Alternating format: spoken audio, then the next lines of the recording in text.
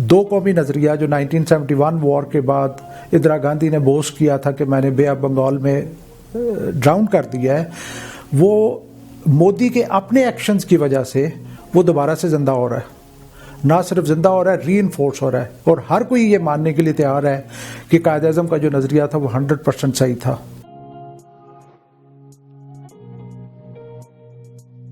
Major general محمد سمرے سالک، 2019 میں میں retire ہوا اکتوبر میں، اور 34 ایئر سروس کے بعد، اور آج کل میں پی ایچ ڈی کے اصول کے لیے کام کر رہا ہوں NDU کے ساتھ.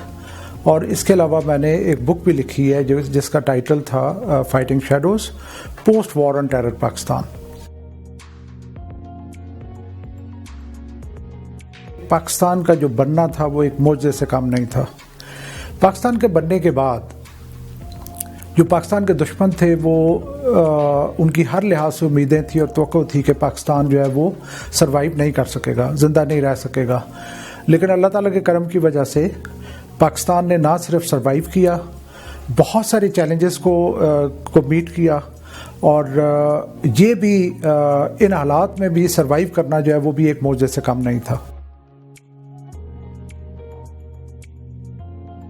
پاکستان کی ڈسممبرمنٹ جو علیحدہ ہوا ہمارے سے ایسٹ پاکستان اور بعد میں بنگلہ دیش بنا، اس کو میں ایک انگلش ٹرم ہے ریونج آف جیوگرافی، اس کے ساتھ میں اس کا موازنہ کرنا چاہوں گا. رابرٹ ڈی کیپلن ہے رائٹر جس نے ایک بک لکھی ہے، اور میرے نزدیک یہ جو مشکلات تھیں یہ پہلے سے ہی طے تھیں، بیکاز آپ دو ونگز ہیں جن کے درمیان میں 1000 میل کا فاصلہ ہے، اور درمیان میں ایک ایسا ملک ہے جو ہر لحاظ سے کوشش کر رہا ہے کہ آپ کی ایگزسٹنس کو وہ چیلنج کرے. سو ان حالات میں ان دونوں ونگز کا اکٹھے رہنا اور ایک ملک کے طور پہ کام کرنا انتہائی دشوار تھا.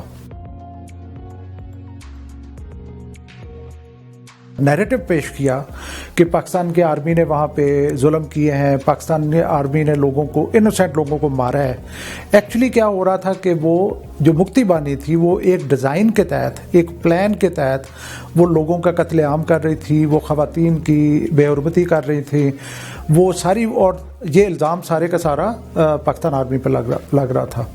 3 بکس کا میں ریفرنس دینا چاہوں گا، ذکر کرنا چاہوں گا. ایک تو شرمیلا بوس کی بک ہے جس میں اس نے، جو کہ پاکستانی نہیں ہے، وہ بنگالی عورت ہے، جس نے یہ ایکسیپٹ کیا کہ یہ جو میتھس ہیں یہ غلط ہیں، ڈیبنک کیا اس نے میتھس کو.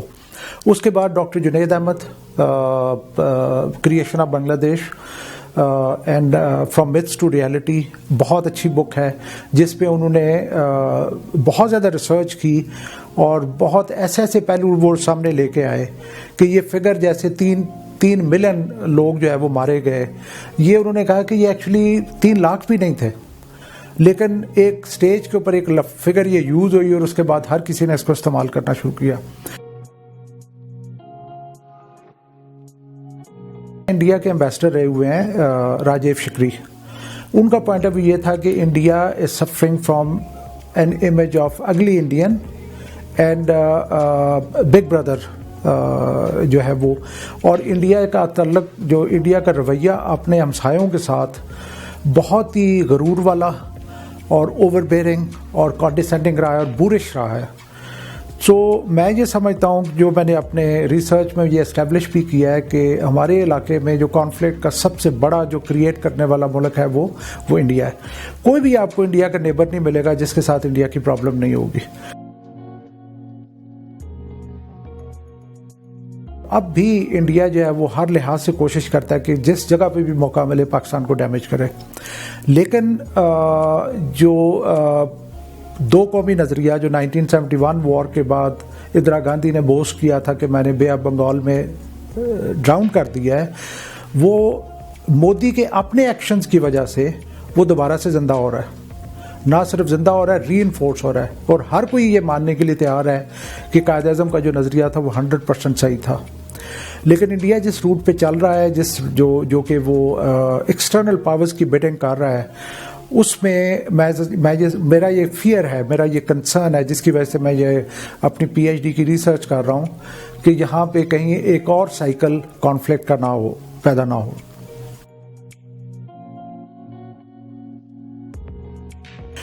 دیکھیں, سب سے پہلے تو یہ کہ ہمیں اپنے اندر خود اعتمادی ہونی چاہیے. آج کل کے سوشل میڈیا پہ بہت ساری ایسی ڈیبیٹ ہوتی ہے جس میں میں بھی پارٹیسپیٹ کرتا ہوں. فلاں ہمارا یہ کر دے گا, فلاں ہمارے ساتھ یہ کر دے گا. تو میں یہ کہتا ہوں کہ اگر ہم نے سپر پاورز کو بیٹ کر دیا تو یہ چھوٹی موٹی طاقتیں ہمارا کچھ نہیں کر سکتی.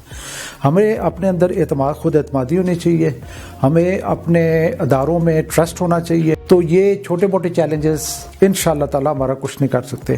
ہمارا فیوچر بہت برائٹ ہے.